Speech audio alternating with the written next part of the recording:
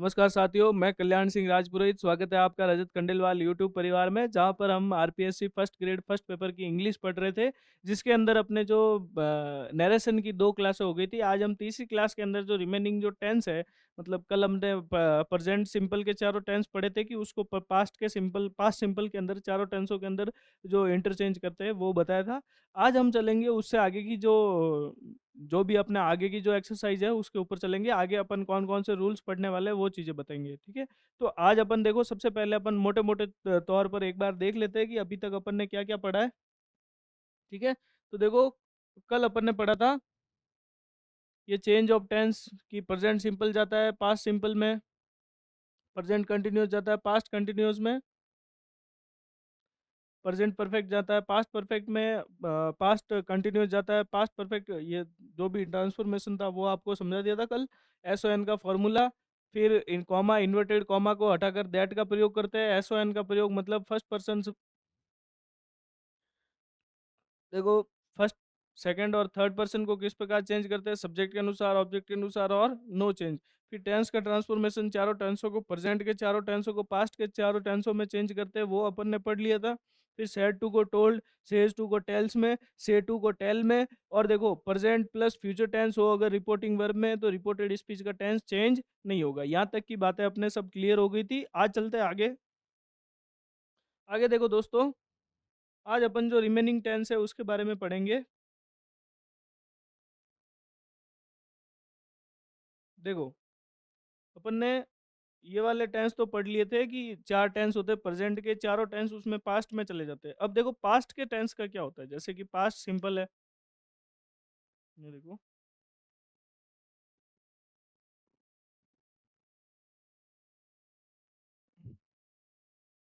देखो पास्ट के जो जितने भी टेंस है, जैसे कि पास्ट सिंपल हो गया,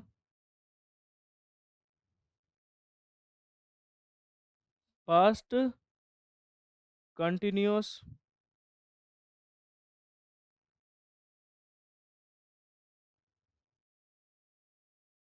पास्ट परफेक्ट, और होता है एक पास्ट परफेक्ट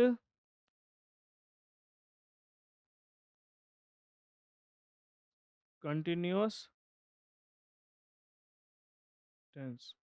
ये देखो, ये चार टेंस होते हैं पास्ट के, ये पहला, दो, तीन और चार।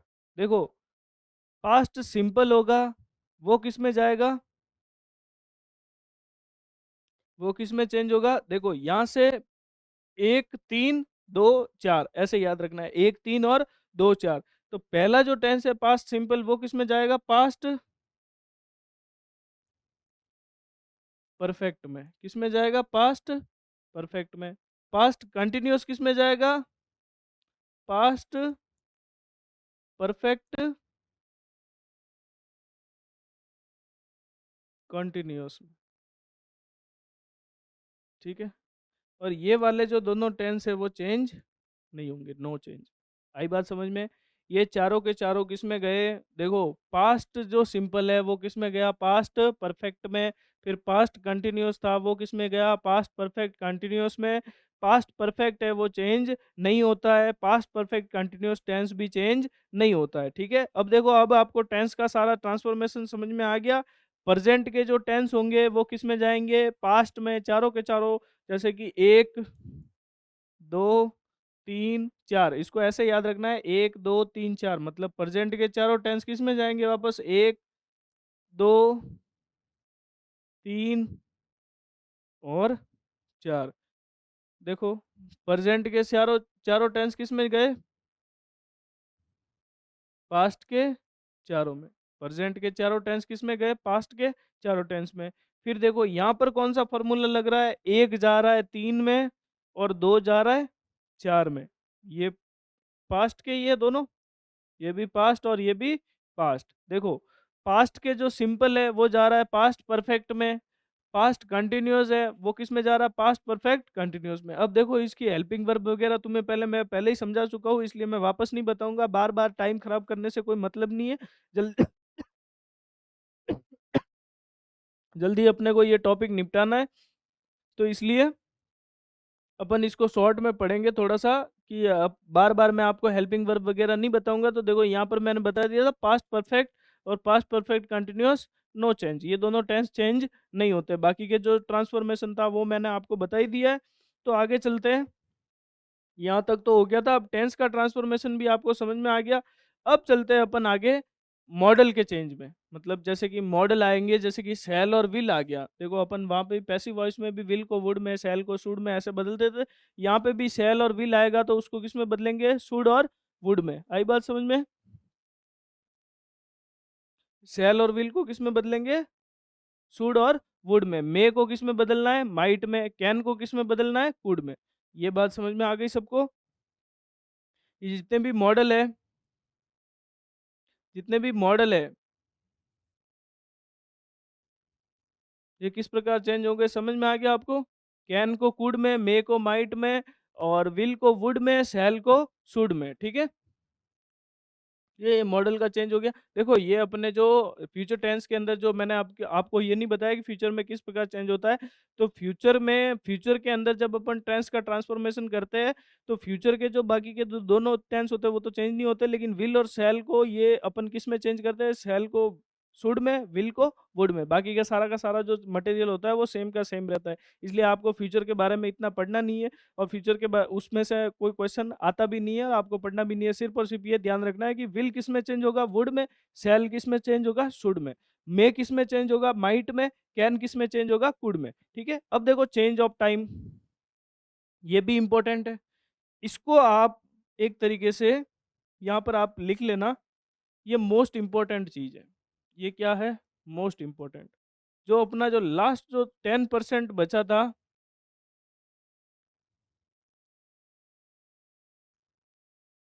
ये है मोस्ट इंपॉर्टेंट चीज।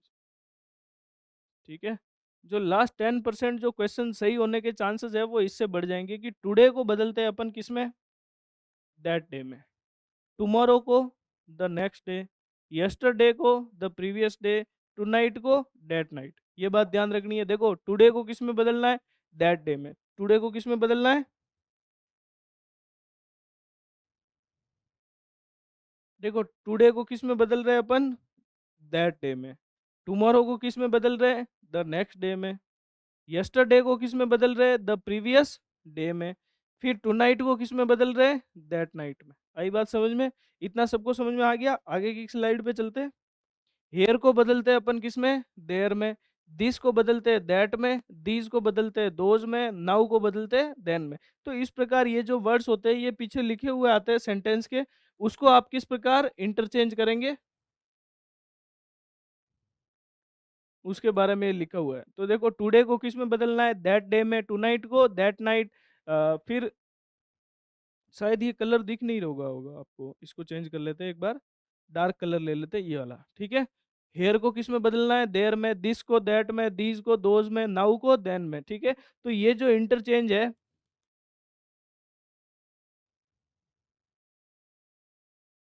इसको अपन इसके अंदर पढ़ेंगे, ठीक है। टू नाइट को किस में बदलना है? दैट नाइट में। टुडे को दैट डे, ठीक है। जिसके साथ टू आ गया उसको दैट से शुरू करना है। फिर यस्टरडे जो बीता हुआ कल है, तो इसको किस में चेंज करेंगे? The previous day. टुमारो को किस में चेंज करेंगे?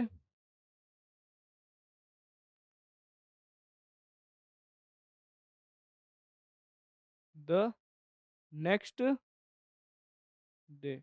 इस प्रकार ये सारा का सारा ट्रांसफॉर्मेशन होता है, ठीक है। यहाँ तक आपको समझ में आ गया। अब सारी की सारी चीज़ें आपके क्लियर हो गई होगी, ठीक है। यहाँ तक तो आपको कोई दिक्कत नहीं है। देखो अब अपन ने यहाँ तक क्या क्या चीज़ें पढ़ी है वो एक बार आप सुन लो मेरे मुंह से। कि देखो सबसे पहले तो अपन ने पढ़ा कि डायरेक्ट और इनडायरेक्ट दो प्रकार के नरेशन होते हैं। पहला कौन सा होता है? डायरेक्ट, और दूसरा होता है इनडायरेक्ट। जो आदमी जैसी बात बोल रहा है उसकी बात को वैसे का वैसे लिख देना, वो कौन सा नरेशन होता है? Direct narration. और उसकी बात में थोड़ा-सा च हेर-फेर करके उसको थोड़ा-सा मॉडिफ़ाई करके लिख देना, वो कौन-सा होता है इनडायरेक्ट नैरेशन, ठीक है? ये बात समझ में आ गई?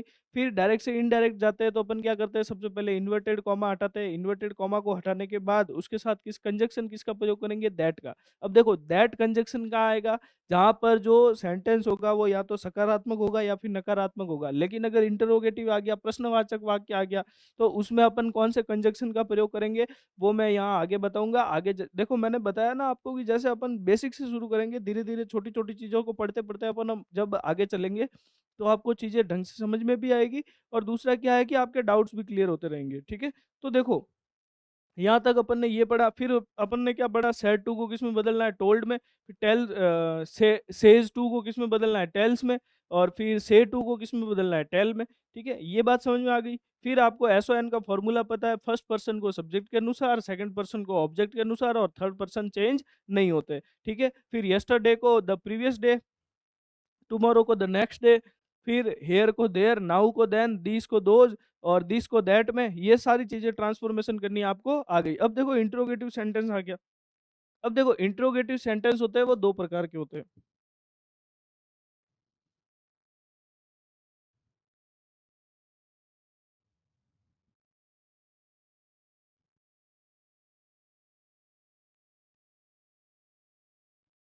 इंट्रोगेटिव सेंटेंस 2 प्रकार के। एक तो होता है हाँ या ना वाले,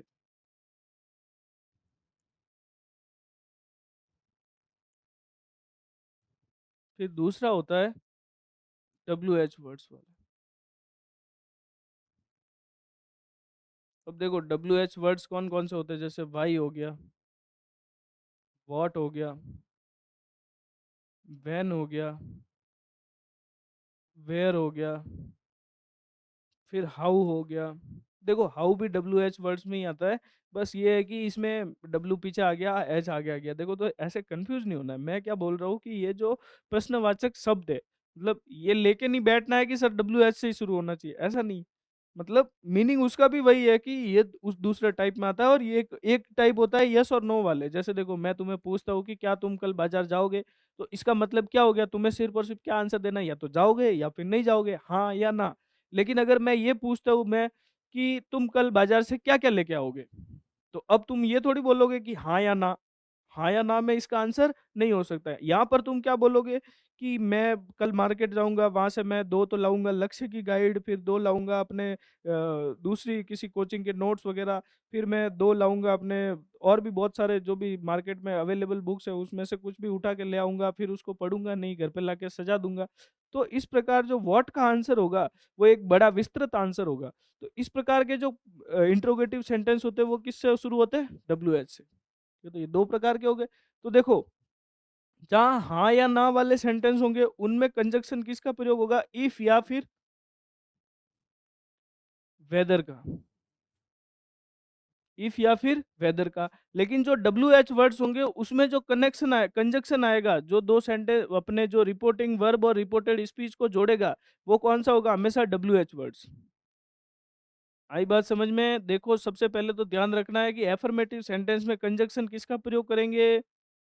दैट का। किसका प्रयोग करेंगे? दैट का। लेकिन अगर इंटरोगेटिव सेंटेंस आ गया और इंटरोगेटिव में भी अगर यस और नो वाले प्रश्न आ गए, तो फिर कंजंक्शन कौन-सा लगेगा?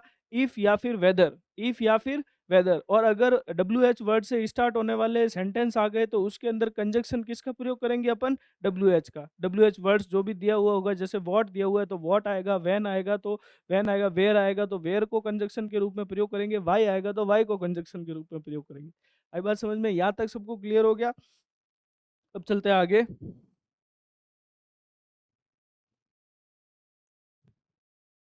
अब देखो इंट्रोगेटिव सेंटेंस में अपन ये पढ़ते हैं, इसको एक बार मिटा देते हैं।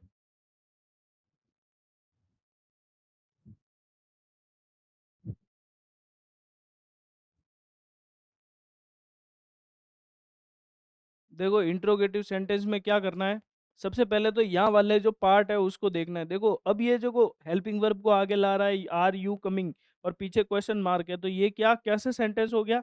इंट्रोगेटिव। अब देखो, अब इसका हिंदी मीनिंग निकालते हैं अपन कि आर यू कमिंग, मतलब इसका हिंदी मीनिंग निकालते हैं, तो इसका हिंदी मीनिंग आता है कि क्या तुम आ रहे हो? तो अब क्या तुम आ रहे हो? तो इसका मतलब क्या हो गया? आंसर किस में देना है? हिंदी में हाँ में या फिर ना में। हाँ में या फिर ना में। तो इसमें जो कंजंक्शन का प्रयोग होगा, किसका होगा? या तो इफ आएगा या फिर वेदर आएगा। तो मैंने यहाँ पर जो मेरे को सूटेबल लगा वो वेदर लगा। मतलब इफ और वेदर में आपको ज़्यादा ऐसे सोचने की ज़रूरत नहीं है कि इफ आएगा या वेदर आएगा, वो ऑप्शन के हिसाब से, जैसे आपके ऑप्शन 4 ऑप्शन है उसमें वेदर दिया हुआ है तो वेदर आएगा, और अगर इफ दिया हुआ है तो इफ आएगा। इफ और वेदर में ज़्यादा कन्फ्यूज़न नहीं रखनी है अपने को। इफ चाहो आप तो इफ का प्रयोग कर लो, या फिर वेदर आए तो वेदर का प्रयोग कर लो, जो आपको सही लगे वो करना है। लेकिन वो होना चाहिए किसके अकॉर्डिंग? अपने ऑप्शंस के अकॉर्डिंग, ठीक है? फिर देखो इसका जो डायरेक्ट सेंटेंस था उसमें क्या था? रिपोर्टिंग वर्ब देख लो। He said to me are you coming, ये कैसा सेंटेंस है? इंट्रोगेटिव सेंटेंस है। तो फिर देखो, अब देखो इंट्रोगेटिव सेंटेंस में इस सेड टू को किस में बदलना है?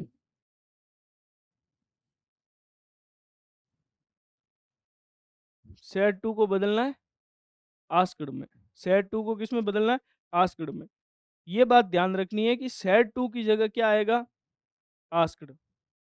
अब देखो आस्क्ड भी आता है, इंक्वायर्ड भी आता है, फिर क्वेश्चन भी आता है। वो कहाँ आता है वो आगे पढ़ेंगे अपन, लेकिन अभी सिर्फ एक बेसिक जानकारी के रूप में आपको सेड टू की जगह इंट्रोगेटिव सेंटेंस में क्या आता है? आस्क्ड। और अगर यहाँ पर ये पीछे वाला जो सेंटेंस है वो अगर सिंपल सेंटेंस होता है या फिर पॉजिटिव सेंटेंस होता, तो यहाँ पर सेड टू की जगह किसका प्रयोग करेंगे? टोल्ड का। किसका प्रयोग करेंगे? टोल्ड का। और कंजक्शन क्या आता? दैट, अगर पॉजिटिव सेंटेंस होता। लेकिन यहाँ पर अगर इंट्रोगेटिव सेंटेंस है तो कंजक्शन किसका प्रयोग हो रहा है? वेदर का। देखिए, तो he asked me whether I was coming. देखो टेंस का ट्रांसफॉर्मेशन आपको पता ही है। आई कैसे आया? ये यू है, सेकंड पर्सन है, तो किसके अनुसार चेंज होगा? ऑब्जेक्ट के अनुसार। इसका ऑब्जेक्ट क्या है? मी। तो इस मी के अनुसार यहाँ पे क्या आ गया? आई। और फिर आई के साथ किसका प्रयोग होगा? वाज का। आई वाज कमिंग, ये इनडायरेक्ट हो गया। अब इसका ये कौन से टाइप का क्वेश्चन, ये सेंटेंस था? हाँ या ना टाइप वाला। अब देखो अपन दूसरा देखते हैं, डब्ल्यू एच वर्ड्स वाला। देखो डब्ल्यू एच वर्ड्स वाला, ये देख लो।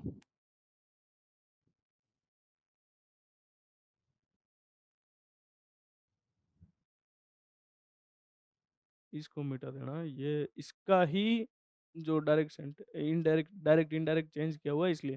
देखो ही सेड टू मी, देखो आ गया। फिर यहाँ पर कौन सा जो वर्ड्स है वो आएगा? डब्ल्यू एच वाला वर्ड्स आ गया। ये कौन सा है? देखो इसको देखो, डब्ल्यू एच आ गया। अब देखो डब्ल्यू एच आ गया, तो सबसे पहले अपने को ध्यान रखना है कि कंजक्शन तो क्या आएगा? मतलब इन दोनों को जोड़ने के लिए किसका प्रयोग करेंगे अपन? वैन का। ये तो आ गया। फिर देखो एक बात ध्यान रखनी है कि यहाँ पर क्वेश्चन मार्क है, मतलब ये इंट्रोगेटिव सेंटेंस है, लेकिन यहाँ पर क्या है? फुल स्टॉप है। मतलब इसका मतलब समझे कि अगर डायरेक्ट में अगर इंटेरोगेटिव है, क्या है?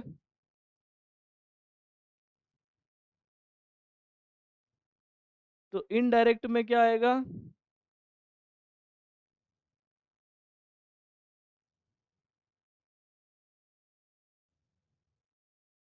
पॉजिटिव। मतलब अगर यहाँ पर इंट्रोगेटिव सेंटेंस है लेकिन फिर भी यहाँ पर पॉजिटिव या फिर एफर्मेटिव, सकारात्मक वाक्य, क्या लिखना है?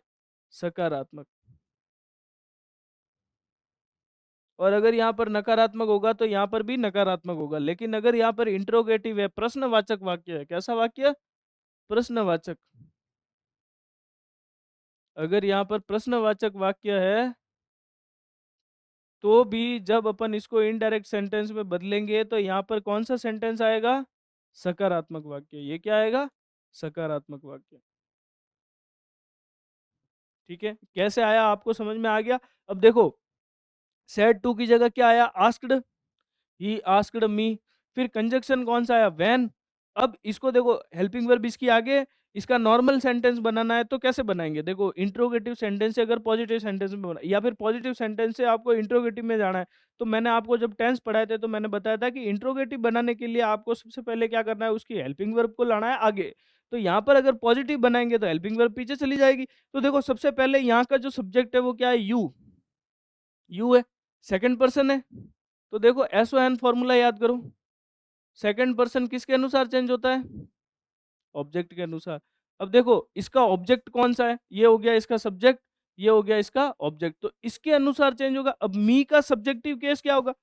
मी का सब्जेक्टिव केस क्या होगा? आई, व्हेन आई, फिर आर आ गया, तो आर की जगह क्या आएगा? वाज़ और फिर कमिंग। ये टेंस का ट्रांसफॉर्मेशन आपको पता ही है, ये प्रेजेंट कंटिन्यूअस वाला सेंटेंस है, उसको किस में बदलना है? पास्ट कंटिन्यूअस वाले में। तो पास्ट कंटिन्यूअस क्या होगा? I was coming.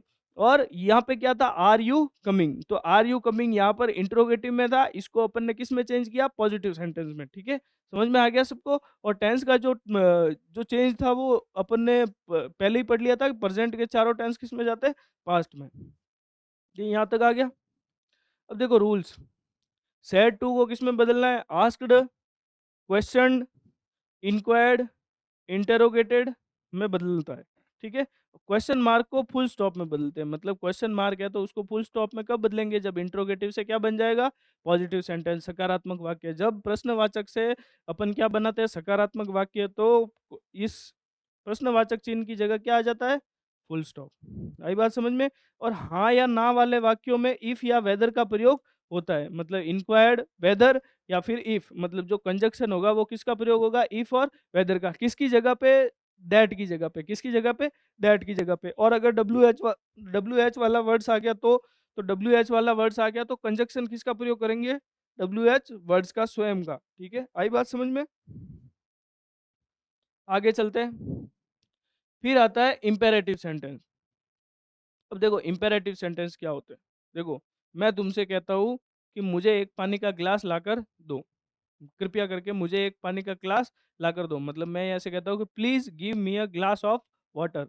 आई बात समझ में? सिंपल सी चीज बोली मैंने। क्या लिखा सबसे पहले? Please give me a glass of water. ये हो गया, please give me a glass of water. तो देखो यहाँ पर मैं तुमसे क्या करूंगा? देखो, अगर मुझे तुमसे पानी पीना है, तुमसे मैं कहूँ कि आप मेरे को एक गिलास पानी का गिलास ला कर दो, तो मैं क्या कहूंगा? तुमसे एक आग्रह करूंगा। आग्रह को इंग्लिश में क्या बोलते हैं? रिक्वेस्टेड। आग्रह करने को इंग्लिश में क्या बोलते हैं? रिक्वेस्टेड। और अगर मैं पुलिस अफसर हूँ और आप मेरे वहाँ पर कैदी हो, तो मैं तुम्हें क्या दूंगा? ऑर्डर, कि जाओ चुपचाप बैठो। जैसे कि मैं ये कहूंगा कि प्लीज कीप क्वाइट। मतलब अगर मैं टीचर हूँ और आप मेरी क्लास में पढ़ रहे हो, तो मैं आपको बोलता हूँ कि प्लीज कीप क्वाइट। तो इसका मतलब मैंने आपको क्या कहा? कि I ordered you to keep quiet. मतलब मैंने तुमसे ये कहा कि तुम चुप रहो, मैंने ऑर्डर दिया। तो जब कोई बड़ा आदमी होता है, जैसे कि अपन ये देखते हैं कि जैसे जेल के अंदर जो कैदी है, वो किसके अंडर में होते हैं? पुलिस वालों के अंडर में। तो पुलिस उनको क्या करती है? ऑर्डर देती है। डॉक्टर होता है, वो क्या देता है? अपने को एक सलाह देता है। मतलब डॉक्टर के, अगर डॉक्टर आ गया तो अपन क्या करेंगे? डॉक्टर अपने को सलाह देता है कि आपकी जो हार्ट की जो प्रॉब्लम है वो बहुत ही ज़्यादा सीरियस है, तो आप धूम्रपान करना बंद कर दो। मतलब अगर आपकी बॉडी उस प्रकार से रिएक्ट नहीं कर रही है जिस प्रकार से करनी चाहिए, तो आपको धूम्रपान बंद करने की आवश्यकता है। तो आपको वो क्या कर रहा है? सलाह दे रहा है। ऐसा नहीं है कि वो आपको ऑर्डर दे रहा है कि आपको बंद करने ही पड़ेंगे। तो उस कंडीशन में किसका प्रयोग होगा? सजेस्टेड का। फिर फॉरबेड का प्रयोग कब होगा? देखो, फॉरबेड का मतलब होता है मना करना। क्या करना? मना करना। जैसे कि आप एक पार्क में जाते हो और वहाँ पर आप अपनी महिला मित्र के साथ घूम रहे हो, फिर वहाँ पर आप अपने जो फूल है वो तोड़ने लग जाते हो, फूल तोड़ने लग जाते हो। तो फिर वहाँ पर जो गार्ड वगैरह बैठा हुआ होता है, वो आपको वहाँ से दूर से चिल्लाता है कि भाई साहब, पार्क में फूल तोड़ना मना है। पार्क में क्या है? फूल तोड़ना मना है। तो फूल तोड़ना मना है, तो वहाँ पर क्या कर रहा है? वो आपको फॉरबेड कर रहा है। क्या कर रहा है? फॉरबेड कर रहा है। जैसे कोई बच्चा शैतानी करता है, किसी चेयर पे चढ़ के वो कूदा-फांदी कर रहा है, तो उसके लगने के चांसेस होते हैं, उसके चोटिल होने के चांसेस होते हैं। तो उस कंडीशन में आप उसको क्या करते हो? मना करते हो। उसको आप ये कहते हो कि भाई तू अगर इससे गिर जाएगा तो तेरे दाँत-वाँत टूट जाएँगे। तो इस कंडीशन में किसका प्रयोग होगा? फॉरबेड का। आई बात समझ में? और ये सब किसके कहाँ पे प्रयोग होंगे? सबको पता है। देखो, सैड टू को अपन बदलते हैं टोल्ड में। वैसे के वैसे यहाँ पर अगर आपको इम्पेरेटिव सेंटेंस है, जैसे कि आपने किसी को आज्ञा दे रहे हो या फिर उससे रिक्वेस्ट कर रहे हो या फिर किसी को मना कर रहे हो या फिर उसको सलाह दे रहे हो, तो उस कंडीशन में इनका प्रयोग होगा कंजंक्शन का। ठीक है? आई बात समझ में? ठीक है, ये हो गया। फिर देखो, एग्ज़ाम्पल के माध्यम से इसको समझते हैं कि he said to me do not come here. देखो, अब देखो, समझना है एक चीज। देखो, फॉरबेड का मतलब क्या होता है? कि मैं मना करता हूँ। मैं क्या करता हूँ? मना करता हूँ। मतलब फॉरबिड जैसे कि कहीं पे आप किसी प्रॉपर्टी पे गए हुए होंगे, तो वहाँ पे लिखा हुआ होता है PLUCK प्लकिंग रोजेज इज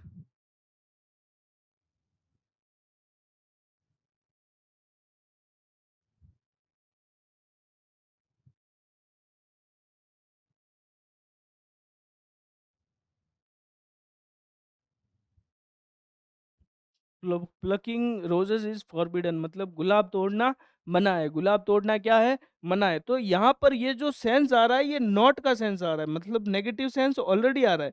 मतलब जब फॉरबिड कर रहे हैं आप, किसी को फॉरबिड कर रहे हैं, किसी को ये कह रहे हैं कि आई फॉरबिड यू टू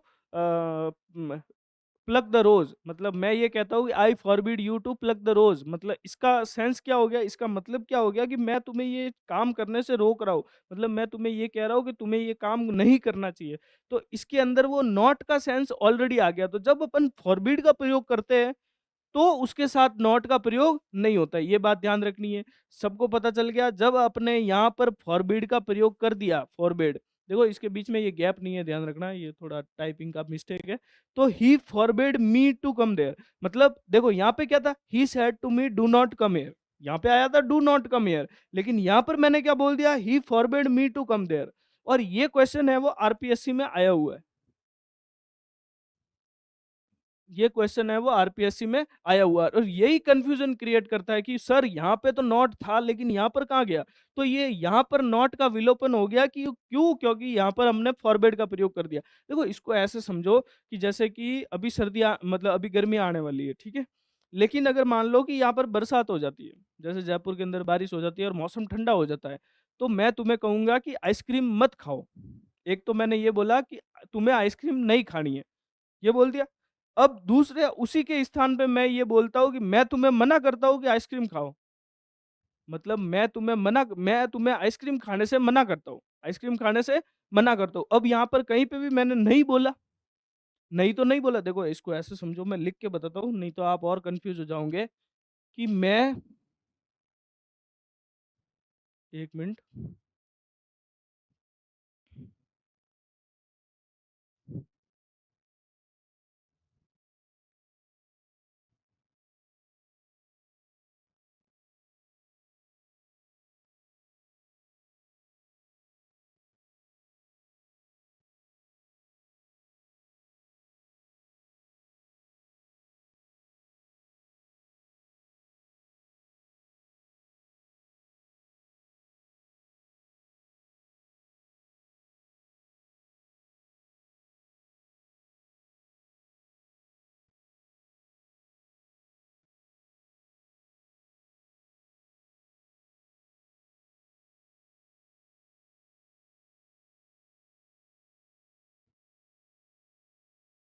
मैं तुम्हें आइसक्रीम नहीं खाने को कहता हूँ।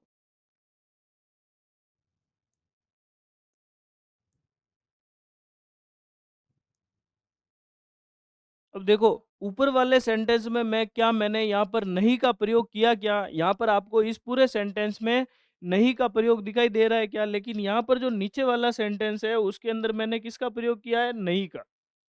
तो जब देखो यहाँ पर तो ये वाले सेंटेंस की जब मैं इंग्लिश बनाऊंगा तो मैं ऐसे लिखूंगा कि I forbade you to eat ice cream, ये हो गया। अब दूसरा क्या होता है,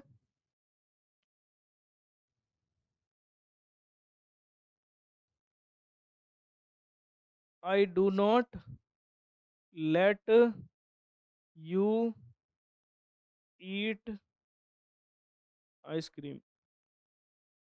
अब देखो यहाँ पर जब मैंने फॉरवर्ड का प्रयोग किया तो क्या मैंने इसके साथ नॉट लगाया, नहीं, लेकिन यहाँ पर डू नॉट आ गया, यहाँ पर मैंने किसका प्रयोग किया, नॉट का, लेकिन फॉरवर्ड का प्रयोग नहीं किया। तो इस प्रकार आपको समझना है कि फॉरवर्ड के साथ नॉट का प्रयोग नहीं होता है, ये बात गोल्डन रूल है। फॉरवर्ड के साथ किसका प्रयोग नहीं होगा, नॉट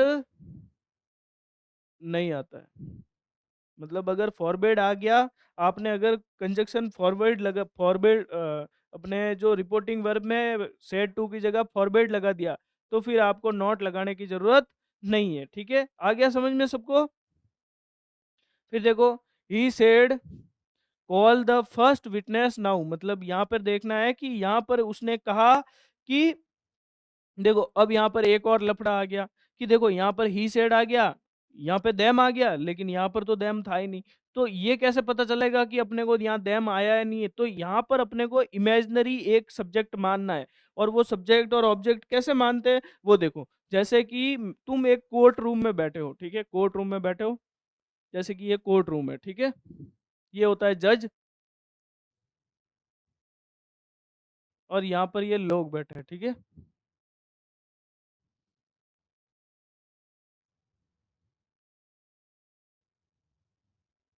अब देखो, ये जज अगर कोई बात बोलता है तो वो क्या जज अकेले को बोलेगा? मतलब जज जैसे कि अगर कोई फैसला सुना रहा है, तो वो उस पूरी कोर्ट को संबोधित करते हुए बोलेगा, मतलब इन सबको सुनाते हुए बोलेगा। तो वहाँ पर जज क्या करेगा कि जज ने उन लोगों से कहा, लेकिन अगर इसी के स्थान पे मैं ऐसे बोलूँ कि महात्मा गांधी ने कहा कि अहिंसा परमो धर्म है। मतलब महात्मा गांधी ने कहा कि अहिंसा परमो धर्म है। अब महात्मा गांधी ने किसको कहा? मतलब पूरे के पूरे मानव समाज को संबोधित करते हुए उन्होंने कहा कि अहिंसा क्या है, एक परम परम धर्म है, ठीक है? तो इस प्रकार अपने को यहाँ पर है, इस कंडीशन में अपने को एक इमेजिनरी जो ऑब्जेक्ट है वो मानना है, क्या है? देम, दे या फिर देम। देखो दे को जब अपन चेंज करेंगे तो वो देम में चला जाएगा, ये आपको पता पहले से ही पता है। तो देखो दे मानना है। फिर जैसे कि अपन दो पर्सन बात कर रहे हैं, तो जैसे कि राम और श्याम दोनों खड़े हैं, फिर जैसे कि राम ने कहा कि राम सेज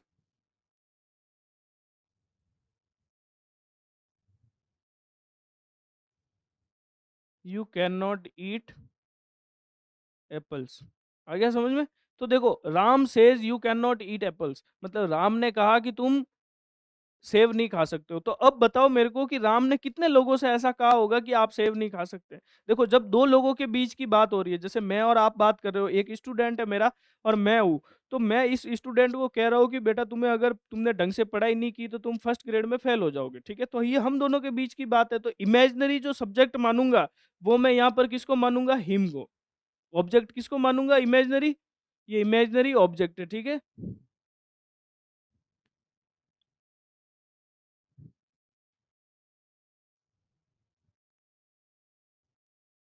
इमेजिनरी ऑब्जेक्ट किसको मानूंगा? हिम को, क्योंकि दो लोगों के बीच की कन्वर्जेशन हो रही है। अगर यहाँ पर ऐसे जज और ये वाला सीन होता तो वहां पर मैं किसको मानता? देम को। लेकिन यहाँ पर दो लोगों के बीच की कन्वर्जेशन हो रही है और यहाँ ऑलरेडी यू आ चुका है, तो यहाँ पर मैं किसको मानूंगा? हिम को। आई बात समझ में? यहाँ तक सबको क्लियर हो गया? इमेजिनरी कैसे मानते हैं वो?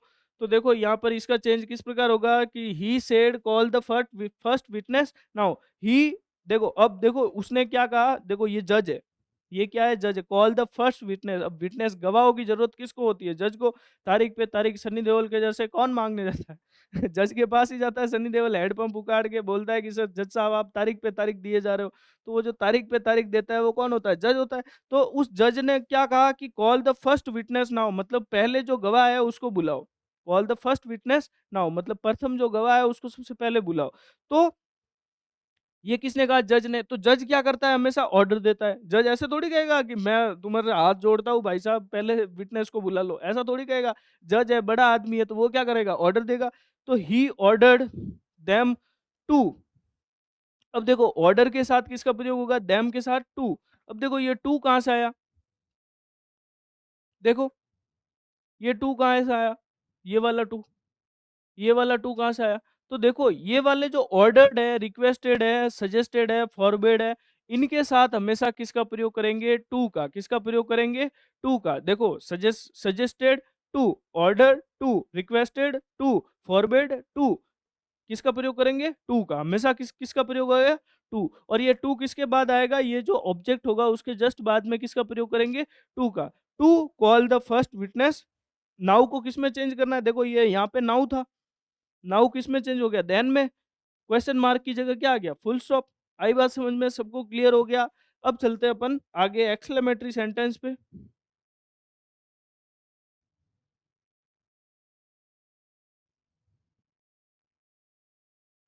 अब देखो ये लास्ट है जो अपन आज की क्लास में पढ़ेंगे, एक्सक्लेमेटरी सेंटेंस। देखो एक्सक्लेमेटरी सेंटेंस 3 4 प्रकार के होते हैं। देखो सबसे पहले अपने को ज़्यादा खुशी होती है, तो अपन खुशी से चिल्लाते हैं तो अपन क्या बोलते हैं? हुर्रा!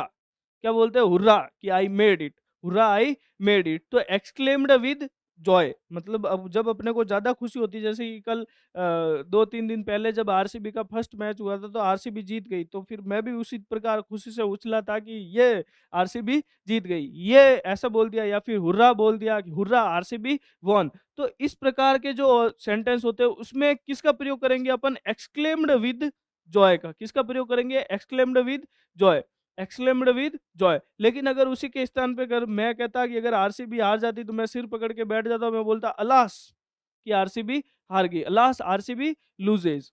तो यहाँ पर क्या आएगा? एक्सक्लेम्ड विद सॉरो, मतलब दुख के साथ बैठ जाना, मतलब दुःख के साथ चिल्लाना। और देखो एक्सक्लेमेटरी सेंटेंस पहचानने का सबसे जो मेन जो तरीका है वो क्या है? ये ऐसा आएगा। अब देखो हुर्रा का जो सेंस आता है वो पॉजिटिव सेंस में आता है। हुर्रा मतलब अच्छी चीज़ हो गई, मतलब कुछ अच्छा हुआ उसकी वजह से। तो अच्छा कब होता है? जब आपने अपने को अंदर से खुशी फ़ील होती है। तो एक्सक्लेम्ड विद जॉय आ गया। फिर देखो जब अपने को दुःख होता है तो अपन क्या बोलते हैं? अलास, या फिर oh shit, oh shit I loose, या फिर ओह शिट आई फेल्ड। तो इस प्रकार जब ओह शिट ऐसे कुछ शब्द आता है, वैसे ओह शिट का प्रयोग नहीं करना चाहिए, लेकिन फिर भी मैं ऐसे आपको फॉर एग्जांपल बता रहा हूँ कि जैसे ये आ गया तो एक्सक्लेम्ड विद सॉरो आएगा उसके साथ। और अगर जैसे कि कोई चीज़ देख के आप सरप्राइज़्ड हो गए, मतलब कि आप आश्चर्यचकित हो गए, तो आप क्या बोलोगे? Oh wow! क्या बोलोगे? जैसे कि मैंने पहली बार हवा महल को देखा तो मैंने वहाँ जाके बोला, oh wow! What a beautiful architecture it is. मैंने क्या बोला? Oh wow! What a beautiful architecture it is. तो इसका मतलब क्या हुआ कि मैं उसको देख के आश्चर्यचकित हो गया। तो मैंने क्या बोला? आई exclaimed with surprise, exclaimed with surprise, मतलब मैं वो उसको देख के इतना आश्चर्यचकित हो गया। या फिर वंडर, एक्सक्लेम्ड विद वंडर, तो मैं उसको देख के इतना आश्चर्यचकित हो गया कि मैंने बोला कि oh wow! What a great architecture. ठीक है? आई बात समझ में? तो इस प्रकार ये हो गए, ये चारों है, एक और है इसमें शायद। ठीक है, ये इतने ही है, और बाकी के जो है वो मैं कल आपको अगले वाली क्लास जब भी होगी मतलब आगे आने वाली क्लास में उसमें मैं बता दूंगा कि बाकी के जो वर्ड्स हैं उनके साथ किसका किसका प्रयोग किया जाता है। ठीक है दोस्तों, तो इस प्रकार आपको अभी तक आपको जो ये जो डायरेक्ट नरेशन इनडायरेक्ट नरेशन की जो मेन मेन जानकारी थी, अब अपन जो थोड़े टफ लेवल के जो क्वेश्चन है जो अपने को आरपीएससी एग्जाम में जिस जिस पैटर्न से क्वेश्चन देखने को मिलते हैं, उन क्वेश्चन के पैटर्न पर अपन पहुंच चुके हैं। तो आपको क्या करना है, अपनी जो पुरानी वाली जो भी अपन ने अभी तक जो चीज़ें पढ़ी है, उन सबको एक बार रिवाइज़ करना है। और आपका जो आज का जो होमवर्क है वो क्या है? देखो, आज का आपका होमवर्क है, इसको चेंज करके बताना है।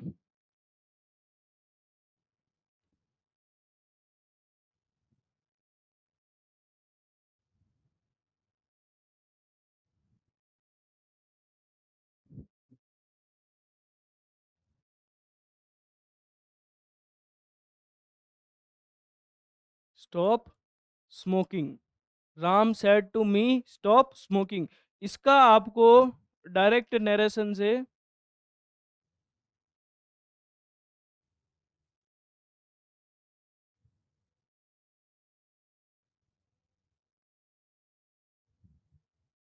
डायरेक्ट नरेशन से क्या बनाना है?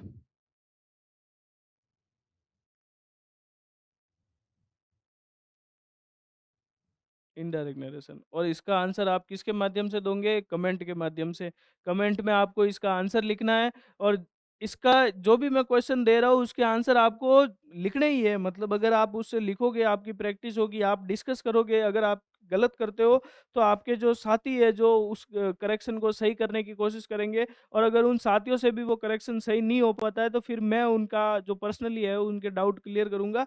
तो इस प्रकार आपको प्रैक्टिस करनी है। ठीक है दोस्तों, आज के लिए इतना ही। अभी हम जो नेक्स्ट क्लास जो आएगी उसके अंदर अपन नरेशन को सम अप करके और एक फाइनल क्लास और उसके साथ थोड़े बहुत एमसीक्यू वगैरह की प्रैक्टिस करवा के इस चीज़ को खत्म कर देंगे। ठीक है दोस्तों, धन्यवाद। आप सब बने रहिए रजत खंडेलवाल परिवार के साथ। धन्यवाद।